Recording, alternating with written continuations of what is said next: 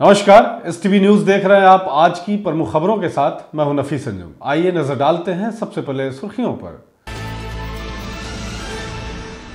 STV news के banner तले चंपारण में पहली बार पत्रकारिता का सर्टिफिकेट कोर्स कराया गया। बीते शाम चैनल के स्टूडियो में देश के मशहूर पत्रकारों द्वारा इस कोर्स के पहले बैच के छात्रों को प्रदान किया गया प्रमाण पत्र। चंपारण रेंज के डीआईजी द्वारा पकड़ीदाल एसडीपीओ कार्यालय का किया गया औचक निरीक्षण। मौके पर कहा कि जमीनी विवाद में अंचल या कोर्ट के आदेश के बिना थानाध्यक्ष नहीं कर सकेंगे सीधे हस्तक्षेप। मोतिहारी में एक बार फिर दिखा रफ्तार का कहर। एनएच 27 पर सड़क पार करते समय अज्ञात वाहन की चपेट में आने से एक वृद्ध व्यक्ति की मौके पर हुई मौत। आक्रोश ग्रामीणों ने किया सड़क जाम। एसएसबी और स्थानीय पुलिस की संयुक्त कार्रवाई में रक्सौल के झरोखर बॉर्डर पर मिली बड़ी कामयाबी। 43 किलोग्राम गांजे के साथ नेपाली तस्कर को किया गया गिरफ्तार। पुलिस द्वारा की जा रही पूरे मामले की जांच। खेलो मोतिहारी कार्यक्रम के प्रचार रथ को हरी झंडी दिखाकर किया गया रवाना। मोतिहारी के ऐतिहासिक गादी मैदान में होने वाले खेल महाकुंभ के लिए बड़ी उत्सुकता। शराब तस्कर को पकड़ने गई पुलिस के खिलाफ स्थानीय ग्रामीणों ने जमकर काटा बवाल। महिलाओं द्वारा धक्का मुक्की कर तस्कर को छुड़ाने का वीडियो हुआ वायरल। बाल हृदय योजना के तहत कुल 35 बच्चे को जिले के सीएस द्वारा किया गया रवाना। राज्य स्वास्थ्य समिति द्वारा इस योजना के तहत मुफ्त में होगा सभी तरह का उपचार। पूर्वी चंपारण जिले में फाइलेरिया उन्मूलन के लिए जागरूकता अभियान की गई शुरुआत। एमडीए कार्यक्रम के तहत सभी नागरिकों को जुड़ने की गई अपील। पत्रकार राजू शर्मा के पिता के निधन के बाद शोक सभा का किया गया आयोजन। दिवंगत की तस्वीर पर पुष्प अर्पित कर दी गई भावभीनी श्रद्धांजलि। रक्सौल प्रखंड के सभी पीडीएस डीलरों द्वारा बीएसएफसी के गोदाम पर किया गया विरोध प्रदर्शन। मांगे पूरी नहीं होने तक आंदोलन जारी रखने की दी गई धमकी। और बिहार क्रिकेट अकादमी द्वारा ग्रामीण क्रिकेट लीग का किया जा रहा आयोजन। 2024-25 सत्र के लिए बिहार के प्रत्येक जिले में रजिस्ट्रेशन की प्रक्रिया हुई शुरू।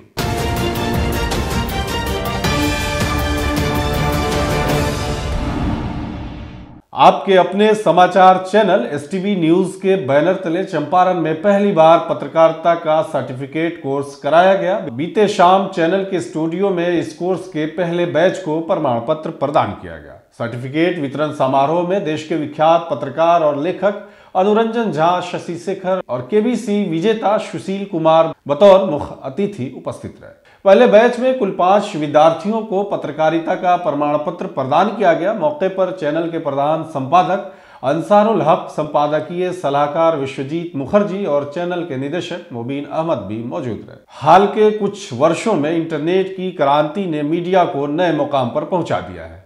समाचार की रफ्तार और पहुंच अविश्वसनीय तरीके से बढ़ी है। महानगरों से लेकर छोटे कस्बों तक सोशल मीडिया की धूम मची हुई है। इस क्रांति की लहर ने कई युवाओं को यूट्यूबर और पत्रकार कहलाने का अवसर दिया है। आज की तारीख में ऑनलाइन समाचार के सैकड़ों चैनल उपलब्ध हैं जिनके दर्शकों लाखों में हैं।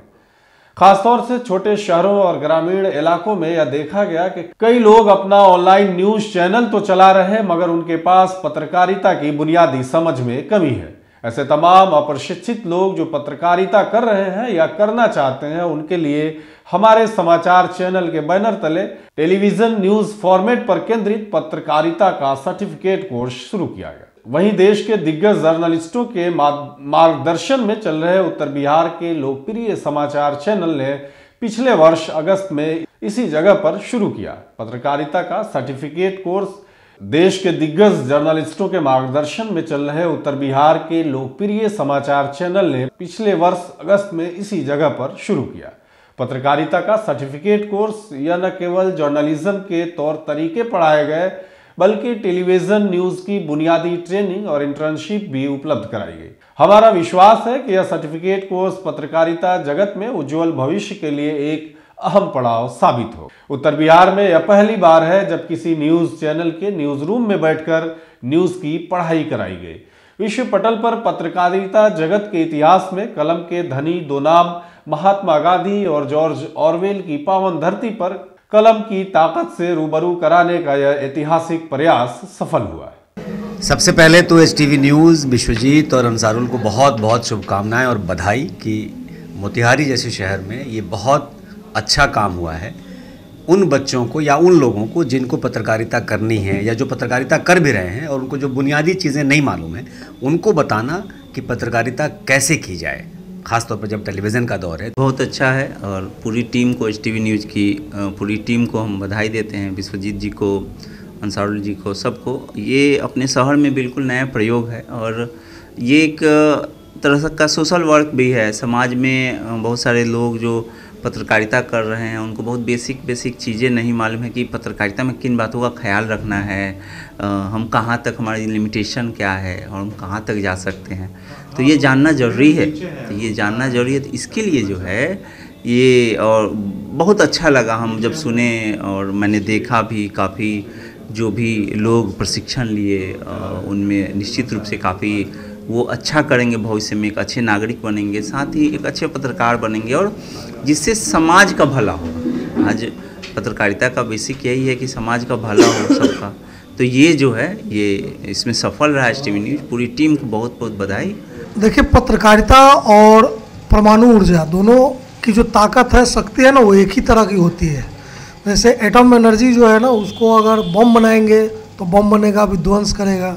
उसको बहुत ही एक सुनिश्चित तरीके से रिएक्टर में इस्तेमाल करेंगे तो वो इलेक्ट्रिसिटी पैदा करेगा, एनर्जी पैदा करेगा, ऊर्जा पैदा करेगा। पत्रकारिता भी वही है कि अगर उसको एक छोड़ दिया जाए खुले सार की तरह, कि अनट्रेंड है, जो जैसे मन में आ रहा है कर रहा है, तो वही स्थिति होगी जो आज हम रणबीर इलाहाबादिया के तौर पे देख रहे हैं कि आज पूरे देश में ये आशंका हो रही है कि कहीं ऐसा ना हो कि सरकार कोई ऐसा कानून लेकर आ जाए कि तमाम यूट्यूबर, सोशल मीडिया के अच्छे जर्नलिस्टों को नुकसान न पहुंच जाए, कहीं वो बैन न कर दिए जाए। यहीं पर प्रशिक्षण ट्रेनिंग की ज़रूरत समझ में आती है, जो एसटीवी एकेडमी, न्यूज़ एकेडमी जो है वो उसने शुरू किया है। विश्वजीत मुखर्जी और अंसारुल हक दोनों भाइयों ने मिलकर, जो पत्रकारों ने मिलकर आईएमसी का जो एक्सपीरियंस है, जो ग्राउंड रिपोर्टिंग का एक्सपीरियंस है, जो पूरे देश में ऐसे ऐसे नाम, निपुण सहगल, अनुरंजन झा जी, ऐसे लोग, अरविंद मोहन सर, जिनसे मैं 2004 में पढ़ा हूँ डीयू में, तो वैसे लोगों को लाकर और मोतिहारी में बच्चों को पढ़वाना, उनको ट्रेनिंग देना, ये मतलब भागीरथी प्रयास है। चंपारण रेंज के डीआईजी हरिकिशोर राय द्वारा पूर्वी चंपारण जिले के पखड़ीदयाल डीएसपी कार्यालय का औचक निरीक्षण किया गया। पखड़ीदयाल पहुंचने पर पुलिस अधिकारियों ने गार्ड ऑफ ऑनर दी, साथ ही सर्किल इंस्पेक्टर एवं थानाध्यक्षों के साथ साथ मोतिहारी एसपी स्वर्ण प्रभात की उपस्थिति में कई आवश्यक दिशा निर्देश दिए गए। इस दौरान पूर्व से लंबित आवेदनों के जांच करने तथा थानाध्यक्षों को भूमि विवादित संबंधित आवेदनों में सीधे हस्तक्षेप नहीं करने का भी निर्देश दिया गया। उन्होंने कहा कि सीओ, डीसीएलआर या संबंधित न्यायालय के आदेशों के बिना उन्हें स्थल पर नहीं जाना है।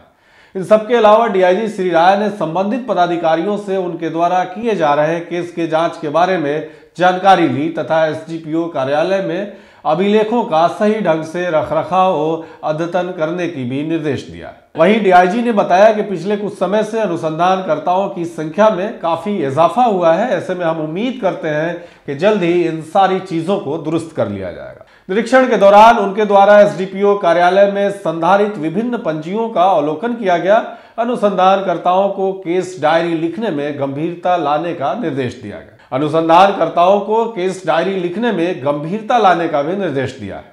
मौके पर एसपी समेत डीएसपी कुमारी दुर्गा शक्ति, सर्किल इंस्पेक्टर अनिल कुमार सिन्हा, पखड़ीदयाल थानाध्यक्ष अनुज कुमार सिंह, मधुबन थानाध्यक्ष संजीव मवार आदि कई अन्य थानों के थानाध्यक्ष भी उपस्थित रहे। मोतिहारी में एक बार फिर रफ्तार की कहर देखने को मिला है। जिले के पिपराकोठी थाना क्षेत्र के बथना गांव के पास एक दर्दनाक सड़क हादसा पेश आया, जिसमें 50 वर्षीय शंभू महतो की अज्ञात वाहन की चपेट में आने से मौके पर ही मौत हो गई। यह हादसा बथना स्थित मदर डेयरी के पास NH 27 पर हुआ है, जब शंभू महतो शौच के लिए सड़क पार कर रहे थे। वही घटना से आक्रोशित ग्रामीणों ने शव को सड़क पर रखकर NH 27 को घंटों तक जाम कर दिया और प्रशासन से मुआवजे की मांग करने लगे।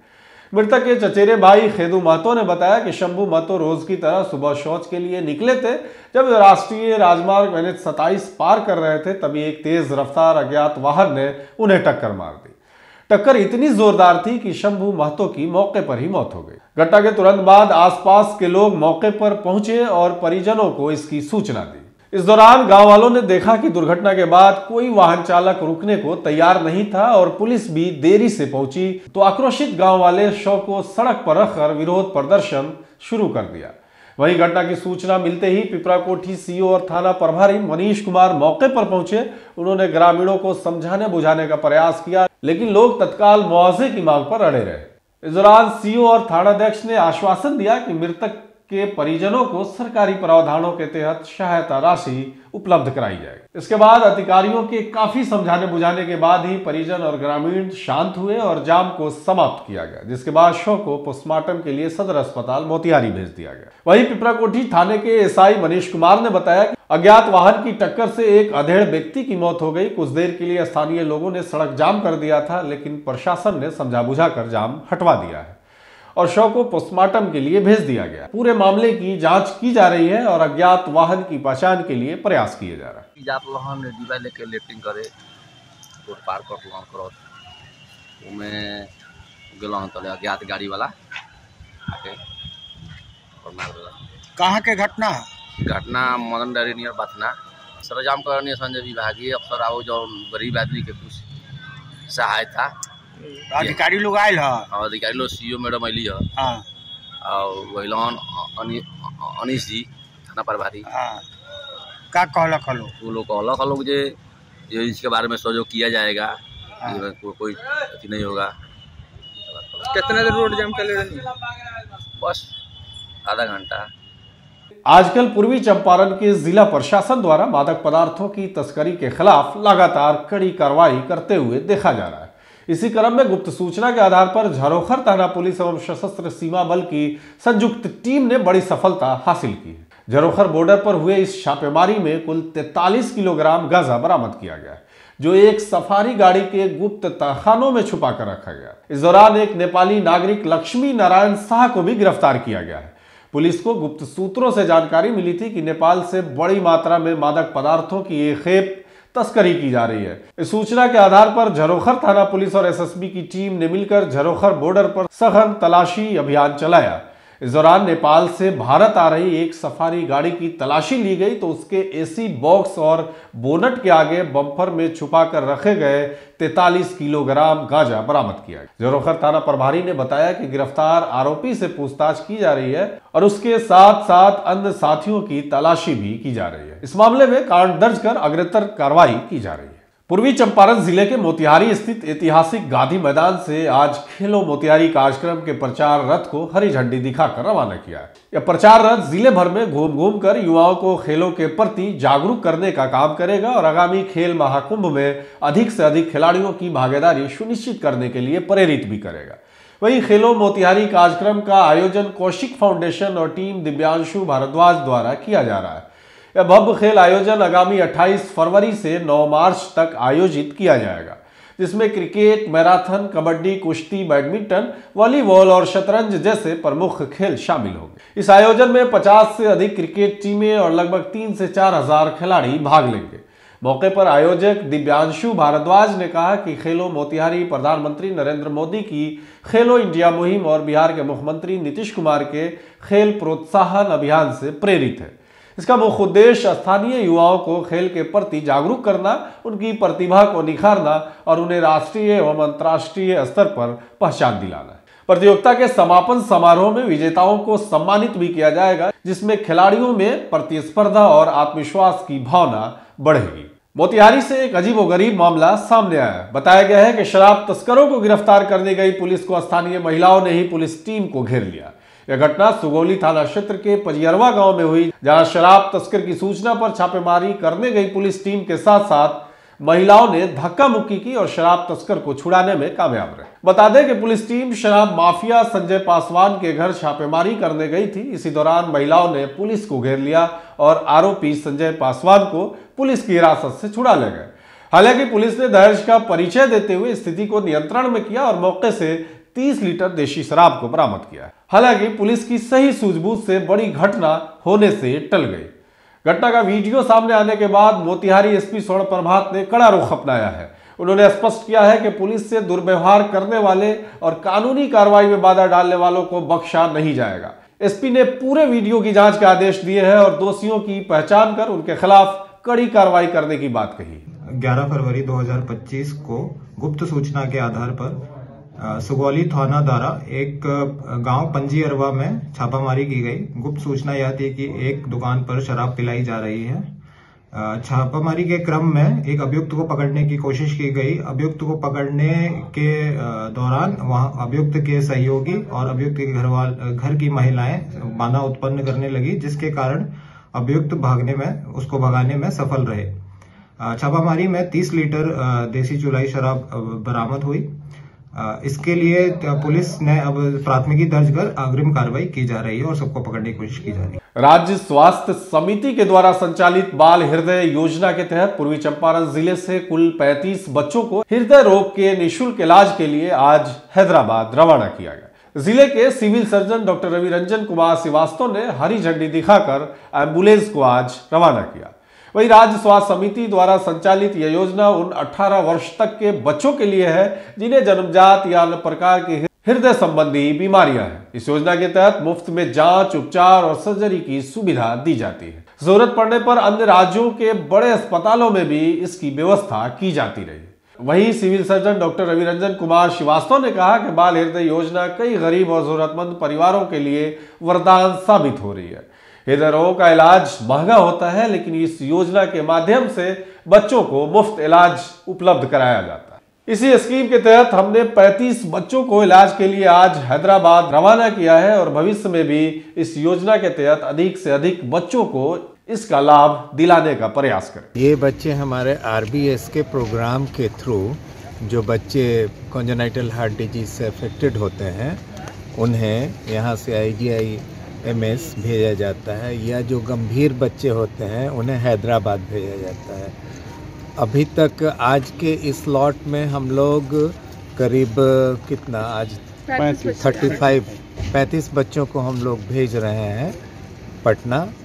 और जैसा कि हमें ज्ञात हुआ है कि हम लोग अपने सूबे में अभी प्रथम स्थान पे चल रहे हैं। फाइलेरिया एक गंभीर और जानलेवा बीमारी है जो शारीरिक अपंगता का कारण बन सकती है। वहीं इस बीमारी के बढ़ते खतरे को देखते हुए जिले में मास ड्रग एडमिनिस्ट्रेशन यानी MDA कार्यक्रम की शुरुआत की गई। इस कार्यक्रम के तहत फाइलेरिया के उन्मूलन के लिए व्यापक स्तर पर दवा का वितरण किया जाए। वहीं इस अवसर पर जिला परिषद अध्यक्ष ममता राय और समाजसेवी शशि भूषण राय उर्फ गप्पू राय ने सभी पंचायती राज के चुने हुए प्रतिनिधियों और आम जनता से इस अभियान में सक्रिय भागीदारी करने की अपील की। बता दें कि फाइलेरिया, जिसे हाथी पांव भी कहा जाता है, मादा क्यूलेक्स मच्छर के काटने से फैलता है। यह संक्रमण शरीर में धीरे धीरे विकसित होता है और इसके लक्षण दिखने में 10 से 15 साल तक लग सकते हैं। समय पर इलाज न मिलने से यह बीमारी हाथ पैरों में अत्यधिक सूजन और विकृति पैदा कर सकती है, जिससे व्यक्ति जीवन भर के लिए अपंग हो सकता है। वहीं जिला परिषद अध्यक्ष ममता राय ने कहा कि फाइलेरिया से किसी की जान तो नहीं जाती, लेकिन यह बीमारी व्यक्ति को जीवन भर के लिए अपंग बना सकती है। इससे न सिर्फ उसकी कार्य क्षमता प्रभावित होती है, बल्कि सामाजिक और आर्थिक जीवन पर भी बुरा असर पड़ता है। उन्होंने कहा कि इस बीमारी को जड़ से उखाड़ने के लिए सभी नागरिकों की भागीदारी जरूरी है। फाइलेरिया एक गंभीर बीमारी है और फाइलेरिया के उन्मूलन के लिए पंचायत में, पंचायती राज की तरफ से और पंचायत में इसके उन्मूलन के लिए सरकार के तरफ से इसकी दवा और इसके फाइलेरिया के बारे में लोगों को जानकारी हो, इसके जागरूकता के लिए उन्मूलन अभियान चलाया जा रहा है। इसमें फाइलेरिया एक गंभीर बीमारी है। फाइलेरिया किसी मलेरिया जैसे फाइलेरिया मच्छर काटने से फाइलेरिया होता है। ये तुरंत पता नहीं चलता है, बहुत काफ़ी लंबे समय के बाद 10-15 साल के बाद पता चलता है, जिससे ये गंभीर रूप धारण कर लेता है। और ये फाइलेरिया जो है वो हाथी पाँव का रूप धारण करता है और हाथी पाँव जो है वो एक असाध्य रोग है, इससे आदमी की मौत भी हो जा सकती है। जिला में सभी पंचायती राज और पंचायती राज के सदस्य और जिला परिषद के सभी सदस्यगण से मेरा ये अनुरोध है और ये निवेदन भी है जो जिला परिषद में फलेरिया उन्मूलन में अपना सहयोग करें। मझौलिया प्रखंड अंतर्गत बैठनिया भाला पंचायत के पत्रकार राजू शर्मा के 58 वर्षीय पिता विद्यानंद शर्मा के निधन पर आयोजित श्राद्ध क्रम में चनपटिया विधायक उमाकांत सिंह, मझौलिया सीओ राजीव रंजन, थानाध्यक्ष विश्व मोहन चौधरी, प्रमुख पति मंटू कुशवाहा, उप प्रमुख नरेश कुमार यादव, सरपंच प्रतिनिधि रियाजुद्दीन अंसारी सहित प्रखंड क्षेत्र के तमाम लोगों ने मृतक की तस्वीर पर पुष्प अर्पित कर श्रद्धांजलि अर्पित की है। वहीं मृतक अपने पीछे एक भरा पूरा परिवार छोड़ गए। मौके पर आगंतुक लोगों ने शोकाकुल परिवारों से मिलकर उन्हें धैर्य बढ़ाया और कहा कि इस दुख की घड़ी में हम सब शोकाकुल परिवार के साथ हैं। ईश्वर मृतक की आत्मा को शांति प्रदान करे। परमपिता परमेश्वर उनके परिजनों को इस दुख की घड़ी को सहन करने की शक्ति प्रदान करे। बताते चले कि पूरे विधि विधान और वैदिक कर्मकांड के अनुसार श्राद्ध कर्म संपन्न हुआ तथा दिवंगत आत्मा को श्रद्धांजलि दी गई। बिहार प्रदेश फेयर प्राइस डीलर एसोसिएशन के आह्वान पर रक्सौल प्रखंड अध्यक्ष सर्वदेव राय के नेतृत्व में पीडीएस डीलरों ने बिहार राज्य खाद्य निगम के रक्सौल गोदाम पर प्रदर्शन किया और सरकार के खिलाफ जोरदार नारेबाजी की। गौरतलब है कि प्रखंड के सभी जनवितरण प्रणाली डीलरों ने अपनी विभिन्न मांगों के समर्थन में पिछले 1 फरवरी से ही हड़ताल पर है। इससे गरीबी रेखा से नीचे जीवन बसर करने वाले गरीब परिवारों को मिलने वाला राशन वितरण पूरी तरह से ठप पड़ गया है। प्रखंड अध्यक्ष सर्वदेव राय ने बताया कि पीडीएस डीलर 30,000 रुपये मासिक मानदेय अनुकंपा में उम्र सीमा समाप्त करने सहित अन्य मांगों को लेकर आंदोलनरत है। उन्होंने बताया कि नालंदा जिले के जनवितरण विक्रेता अंबिका प्रसाद यादव पिछले 20 जनवरी से ही पटना के गर्दनी बाग में आमरण अनशन पर बैठे, लेकिन सरकार ने अब तक उनकी मांगों पर कोई ध्यान नहीं दिया है। डीलरों ने ऐलान किया है कि जब तक उनकी मांगे पूरी नहीं हो जाती वे अनिश्चितकालीन हड़ताल पर बैठे रहेंगे। इस अवसर पर अनुमंडल अध्यक्ष पप्पू आलम, भोला प्रसाद, चंद्रदेव प्रसाद, आबिद हुसैन, आकाश रंजन सहित सैकड़ों डीलर शामिल थे। बिहार क्रिकेट एसोसिएशन द्वारा ग्रामीण क्षेत्रों में क्रिकेट विस्तार और उभरती हुई प्रतिभाओं को राष्ट्रीय स्तर पर पहचान दिलाने के लिए ग्रामीण क्रिकेट लीग के आयोजन की घोषणा की है। वहीं लीग का आयोजन 2024-25 सत्र में बिहार के प्रत्येक जिले में किया जाएगा, जिससे ग्रामीण इलाकों के करीब 10,000 युवा क्रिकेटरों को अपनी प्रतिभा साबित करने का सुनहरा अवसर मिलेगा। वहीं बीसीए गवर्निंग काउंसिल के कन्वेनर समेंटर ज्ञानेश्वर गौतम ने कहा है कि बीसीए की इस पहल के तहत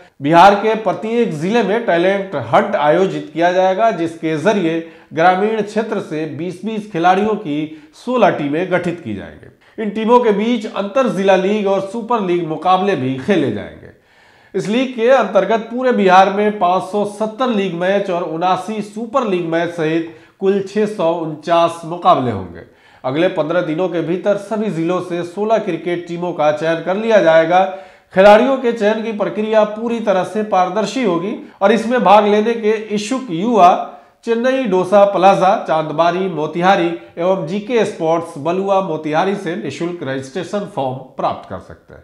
इसके अलावा यह फॉर्म ऑनलाइन माध्यम से भी उपलब्ध रहेगा। सभी पत्रकार मित्र बैनर में देख रहे हैं कि बिहार क्रिकेट एसोसिएशन के द्वारा बिहार रूरल लीग हम लोग प्रारंभ करने जा रहे हैं। बेसिकली ये जो कॉन्सेप्ट है, ये कॉन्सेप्ट हमारे अध्यक्ष राकेश कुमार तिवारी जी को नरेंद्र मोदी जी से मिला। नरेंद्र मोदी जी ने एक दिन राकेश तिवारी जी से कहा कि अरे क्रिकेट में तो बहुत सारे लोग जो सिस्टम है उससे चल रहा है, थोड़ा सिस्टम से हट के और ग्रामीण इलाके के जो बच्चे हैं उनको भी जोड़ने की आवश्यकता है। जो खेलो इंडिया में हमारे जो यशस्वी प्रधानमंत्री हैं उनका जो कॉन्सेप्ट है, तो हमारे जो अध्यक्ष हैं उन्होंने ये प्लानिंग की कि पूरे बिहार में रूरल क्रिकेट लीग, और इसमें वैसे बच्चे को हम लोग सामने ला रहे हैं जो क्रिकेट नहीं खेले हैं, जो डिस्ट्रिक्ट क्रिकेट एसोसिएशन है उसके साथ एसोसिएटेड नहीं है, उसके साथ निबंधित नहीं है। मतलब जो बच्चे क्रिकेट खेलना चाहते हैं लेकिन उनको सुविधा मुहैया नहीं हो पाती है, वैसे लोगों के बीच में हम इस क्रिकेट को पॉपुलर करने जा रहे हैं। तो आज के लिए बस इतना ही। तमाम तरह की खबरों और डिबेट्स के लिए जुड़े रहिए एसटीवी न्यूज़ के साथ।